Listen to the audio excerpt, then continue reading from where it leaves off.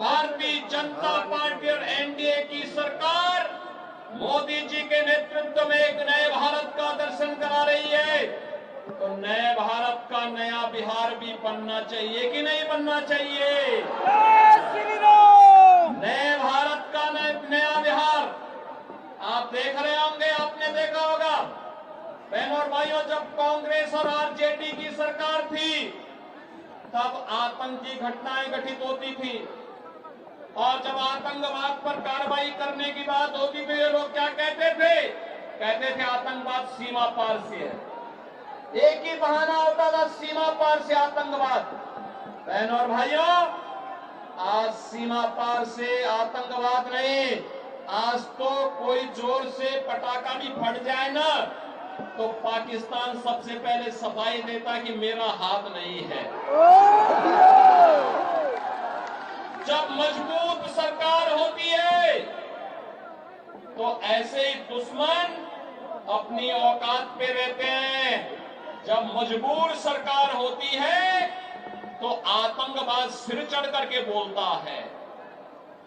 आज मोदी जी के नेतृत्व में एक मजबूत सरकार है। उस सरकार ने सुरक्षा भी दिया है, सम्मान भी दिया है, विकास भी कराया है, गरीब कल्याणकारी योजनाओं का लाभ भी दिलाया है और आपकी आस्था को भी सम्मान दिलाया है। अयोध्या में प्रभु रामलला फिर से विराजमान हो गए हैं। काशी में आप जाएंगे तो काशी में काशी विश्वनाथ धाम का दर्शन आपको फिर नए रूप में देखने को मिलता है। मां गंगा की अविरलता और निर्मलता के लिए भी कार्य हुआ है। तो जदयू और बीजेपी की सरकार बिहार के अंदर बाढ़ की समस्या का स्थायी समाधान के लिए भी निरंतर कार्य कर रही है। बहुत स्पष्ट हो चुका है, राम भक्तों और राम द्रोहियों के बीच में चुनाव जा चुका है। जो राम भक्त हैं आत्मनिर्भर और विकसित भारत की संकल्पना के लिए कार्य कर रहे हैं, सबका साथ और सबके विकास के लिए कार्य कर रहे हैं।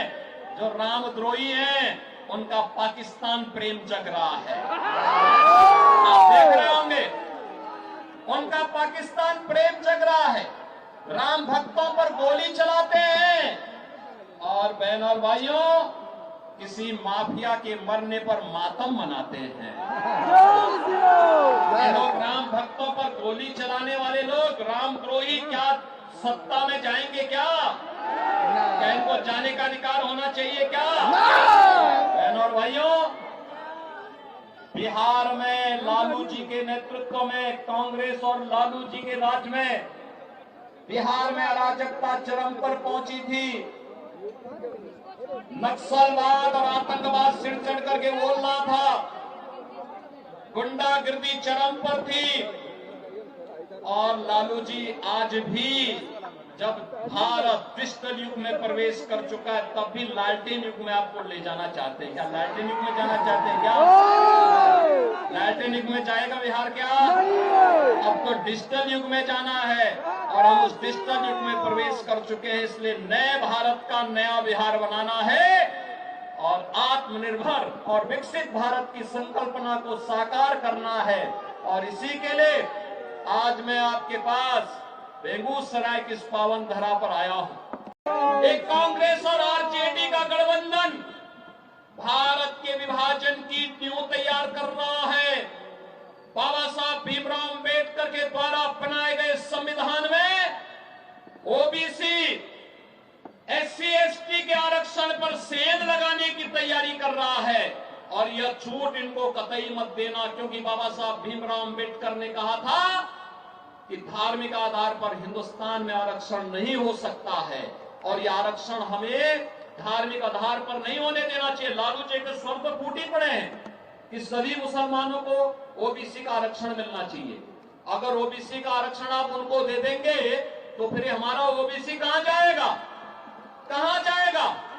और कांग्रेस ने एससी के आरक्षण को राजेंद्र सच्चर कमेटी बना करके पहले ही सेंध लगाने की शुरुआत की थी। बहनों और भाइयों, इनकी साजिश को सफल नहीं होने देना।